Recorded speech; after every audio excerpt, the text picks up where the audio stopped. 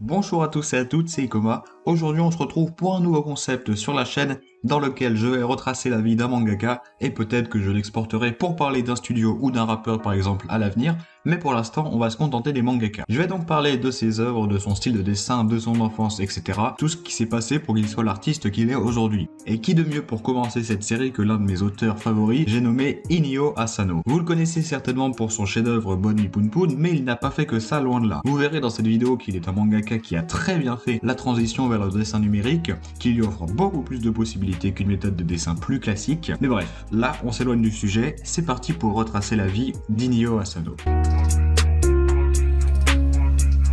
Il naît le 22 septembre 1980 à Ishioka dans la préfecture d'Ibaraki, juste ici au Japon, qu'il a préféré quitter par la suite pour l'anonymat qu'il aura à Tokyo. Il a connu une enfance plutôt classique et a fini par être diplômé de l'université de Tamagawa à Mashida. Dans une interview, il nous explique qu'il a toujours aimé dessiner et surtout montrer ses dessins à ses amis et sa famille. Il dira aussi qu'il a rajouté des dialogues à ses créations par la suite et donc qu'il dessinait déjà des mangas mais sans le savoir. Petit retour en arrière avant qu'il soit diplômé, à 17 ans, soit en 1997, il présente son premier manga au magazine de prépublication, le Big Comic Spirits, qui avait déjà retenu l'attention de la rédaction, mais sans amener à une prépublication. Cette expérience lui a sûrement valu de se faire remarquer par Shin Takahashi, l'auteur de Fragments entre autres, et de devenir son assistant pendant 3 ans. Suite à quoi il se fera remarquer en 2000 avec sa nouvelle Futsuno I, qui signifie littéralement jour ordinaire en français. Grâce à ce récit plein d'humour, il gagna directement une réputation d'auteur hors norme. Son prochain succès sortira l'année suivante avec Uchukara Konnichiwa, avec lequel il remporta le prix des jeunes auteurs du magazine Sunday GX. Cette réussite lui a permis de se faire prépublier l'année suivante dans le même magazine avec le manga Un Monde Formidable, qui est le premier de ses mangas et disponible en France chez les éditions Kana, avec d'ailleurs une nouvelle version intégrale qui est sortie en janvier 2020, toujours chez le même éditeur. S'ensuit une petite pause qu'il terminera en 2002 en revenant avec le Quartier de la Lumière, qu'il écrira et dessinera pendant 2 ans jusqu'en 2004. Le manga est également disponible chez Kana comme la quasi-totalité de ses œuvres. L'année suivante, il publiera Solanin dans le magazine Young Sunday, qui est sans aucun doute l'un de ses plus grands succès de toute sa carrière, qui lui aura offert une plus grosse notoriété qu'avant, puisque le manga est une des plus grosses réussites de 2006. 4 ans plus tard, cette histoire sera adaptée sous la forme d'un film de 2 heures avec Miki Takahiro à la réalisation pour ses grands débuts dans le domaine du cinéma. Pour information, le film était 6ème au box-office japonais la semaine de sa sortie. Et entre Un Monde Formidable et Solanin, il a écrit Le Chant de l'Arc-en-Ciel ou Nijigahara Holograph, qui a d'ailleurs eu une toute nouvelle version sortie en juin 2021. Et après ça, il a créé le plus grand manga de son histoire, j'ai nommé Bonne Nuit Poon Poon en 2007, qu'il continuera jusqu'en 2013 et qui est sa plus longue œuvre jusque-là et sans aucun doute sa plus connue. Pour ceux que ça intéresserait, j'ai fait une vidéo sur ce manga, donc n'hésitez pas à aller la voir si ça vous tente. Je la mets normalement peut-être en fiche, j'ai pas la flemme, mais bref, on se reconcentre sur sa carrière. La même année est sorti non pas un tout nouveau manga, mais un recueil de l'entièreté de ses histoires courtes. Et comme si ça ne suffisait pas, pendant la publication de Bonne Nuit Poon Poon, il a aussi fait La fin du monde avant le lever du jour en 2008, mais pas que, puisqu'il écrivait en même temps La fille de la plage, une histoire en 2 tomes qui a aussi eu le droit à une adaptation en film live-action en août 2021 et réalisée par Atsushi Ueda, qui dure 1h53. C'est d'ailleurs le seul manga qui n'est pas édité chez Kana en France, mais par Imo. Et enfin on arrive à la série qu'il gère actuellement, qui est Dead Demons Destruction, dans le Big Comic Spirits depuis avril 2014. Elle fait actuellement 11 tomes, et d'après Asano, elle touche à sa fin. Et on verra donc la finalité de cette histoire de science-fiction avant la fin de l'année. Et comme s'il s'ennuyait, en 2017, il a aussi publié le manga Errante, qui peut être considéré comme une sorte d'autobiographie. Sinon, hors manga, il a également écrit un roman intitulé Ozanari-kun, qui n'est pas paru en France mais au Japon, si, au mois d'avril 2012, et à ce jour, il a aussi eu le droit à 2 artbooks intitulés Contrôle T, le numéro 1 et le 2. Je pense donc que vous l'avez compris, ça fait très longtemps qu'il dessine et il a créé énormément de mangas en très peu de temps, et même si la quasi-majorité sont des toutes petites séries qui sont regroupées en 2 tomes au maximum, à l'exception de Bonne Nuit Poon Poon et Dead Demons, vous verrez un peu plus tard pourquoi je considère ça comme un choix et pas une obligation. Et si vous vous intéressez un peu au contenu de tous ces mangas, vous remarquerez qu'il s'agit presque tout le temps de seinen slice of life, ce qui m'amène à parler de son style et de ses plus grandes forces selon moi. Le style de dessin d'Asano est très détaillé et surtout contemplatif. Si vous vous souvenez bien, j'ai dit au début de la vidéo que c'était un mangaka qui a réussi la transition technologique à merveille, et ce qui témoigne de ça, ce sont tous ces décors. Dans le Mamben de Naoki Urasawa, il nous explique que ces décors et arrière-plans sont grandement inspirés de la réalité. Pour faire court, il prend une photo existante, puis il la modifie avec Photoshop pour en faire une photo dans le style du manga. Puis enfin, il imprime le rendu pour repasser à l'encre et faire des finitions.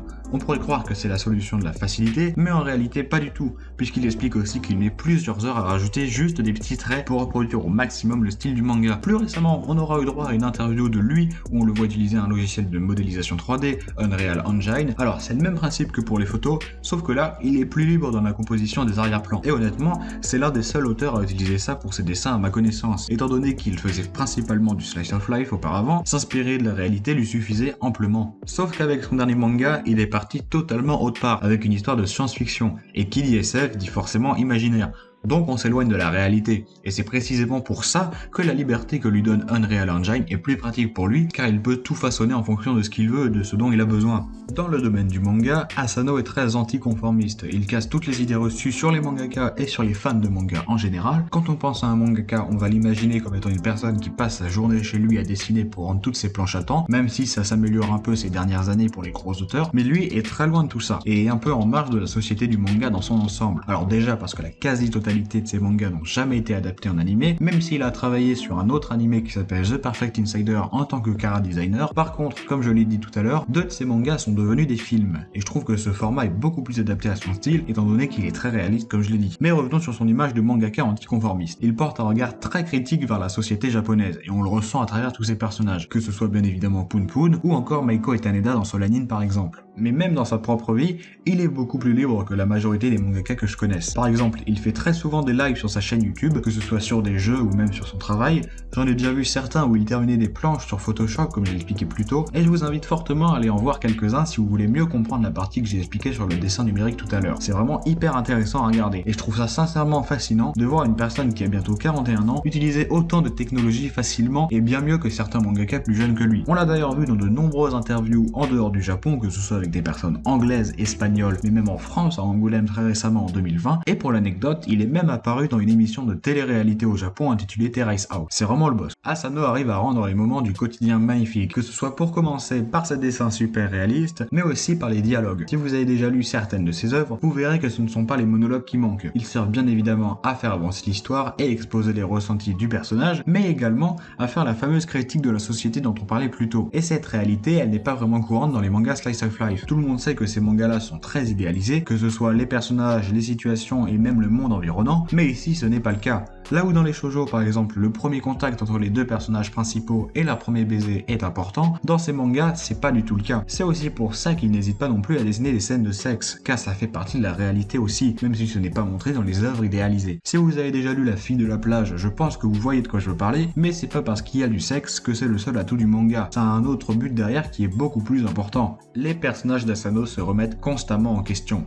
et c'est souvent des adolescents, car c'est à ce moment-là qu'on découvre la vie concrètement, que ce soit le sexe donc, mais c'est aussi le moment où l'on se pose énormément de questions existentielles. Je dis pas que c'est pas le cas quand on est adulte, mais dans plusieurs mangas, ils traitent plutôt de l'adolescence, et dans la plupart des cas, les décors embellissent tout ça. Le quotidien d'une personne n'est pas heureux, et à travers ces planches, on ressent de la mélancolie et de la tristesse provenant d'un personnage. Là où certains mettraient des monologues, lui mettra des silences bien plus marquants pour profiter de tous les détails qu'il dissémine partout dans toute cette masse. Et faut dire qu'il se donne pour pouvoir arriver à tout ça. Ça fait maintenant 4 ans qu'il travaille avec ses assistants pour créer une ville entière en 3D sur le logiciel dont j'ai parlé plus tôt. Une solution qui l'aiderait grandement pour ses futurs mangas, et il explique par ailleurs que sans ça, ce serait impossible de réaliser de tels décors en si peu de temps. Mais même s'il peut s'inspirer de la réalité, il y a quelque chose face à laquelle il ne peut rien faire. La vieillesse. Il vieillit, et ça devient donc plus difficile pour lui de dépeindre correctement la vie d'un adolescent à cette époque. C'est pour ça que dans ses mangas, les personnages vieillissent. C'est un choix provoqué par une nécessité en quelque sorte. Pour autant, ce n'est pas pour ça qu'il perd en qualité. Grâce à ça, il peut ainsi faire des personnages plus matures, et il aura donc plus de liberté dans le choix de ses dialogues et des critiques à faire sur la société. Et lui-même, en tant qu'artiste, a de la rancœur, surtout envers le système éditorial. C'est un des mangaka les plus talentueux de sa génération, mais les ventes de ses mangas ne sont pas forcément toujours au niveau. Il explique qu'il avait bien réussi grâce à Solanine et Bonne Nuit Poon Poon,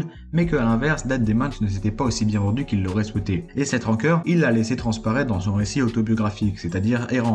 Je conseille plutôt de lire ce manga après être bien entré dans l'univers d'Asano, comme ça on connaît un peu mieux l'auteur et ce qu'il a l'habitude de critiquer dans ses œuvres. Pour être honnête, j'ai pas encore lu toutes les œuvres d'Asano, mais de ce que j'ai pu voir, j'ai déjà compris à quel point il était talentueux. Que ce soit visuellement avec une composition toujours fluide, je me suis jamais demandé ce que tel élément faisait là ou autre, mais aussi scénaristiquement. Réussir à construire un univers et le développer d'une main de maître en un laps de temps très court, ça relève presque de l'exploit. D'autant plus quand on sait qu'il n'a jamais pris de pause qui durait plus de 6 mois. Alors même si ça reste un choix, dans une interview où il explique qu'il crée craignait de ne plus pouvoir retranscrire ce qu'il le veut comme il le voulait s'il prenait une pause trop longue, mais je trouve quand même que ça force le respect d'être aussi productif, mais surtout d'allier qualité et quantité de cette manière. Jamais aucun manga ne m'a autant marqué que les siens, et même si certains mangas m'ont plus touché que d'autres, par exemple Solanine m'a beaucoup moins ému pour une question de thème abordé et d'âge tout simplement, pour autant, ça ne m'a pas empêché d'apprécier pendant que je lisais, et de me faire réfléchir sur mon futur, ou dans l'ensemble, sur les problèmes que peuvent rencontrer les adultes. Ça fait réfléchir.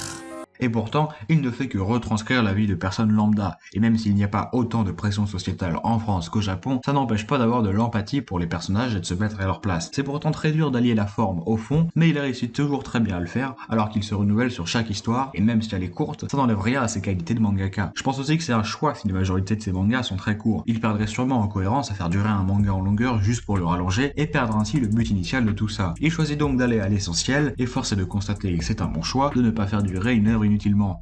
Sauf dans le cas de Bonnie Poon Poon, où on ne s'attarde pas uniquement sur Poon Poon, mais aussi sur les personnes qui ont gravité autour de lui durant son évolution. Pour Dead Demons, c'est différent, puisque c'est un choix de ne pas créer un fond trop philosophique, étant donné que les réseaux sociaux ont une part importante dans l'histoire, et que donc la vérité ne l'est pas vraiment dans ce monde. Comme je l'ai dit, aucun manga ne m'a autant marqué que ceux d'Asano, et je suis aussi conscient que c'est un style qui ne peut pas plaire à tout le monde. Mais pour ceux qui sont vraiment passionnés de seinen psychologiques qui font réfléchir, ceux d'Asano sont sans aucun doute incontournables. Merci à lui d'avoir créé ces histoires tout incroyables, ces personnages attachants auxquels on peut s'assimiler et comprendre leur peine. Je le remercie tout simplement d'avoir pu me faire ressentir des émotions à travers ces œuvres qui resteront à jamais gravées dans ma mémoire.